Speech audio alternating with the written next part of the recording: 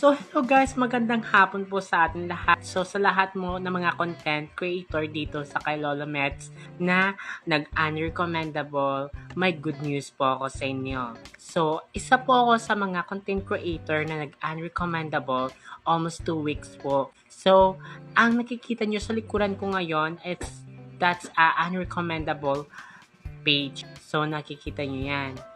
Ayan. So, nag-send po ako ng request kay Lolo Mets para maging review po ulit niya yung aking page na hindi naman ako naglabag ng mga violations. So, at nireview ko din po ang aking, before ako nag-send request, nireview ko ang aking page at tinilit ko ang lahat ng mga videos na nakalabag o sa tingin ko at nakalabag talaga sa kay Lolo Mets. Hindi na po include sa kay Lolo Mets ang may mga watermark na mga videos na proof ko talaga yan po.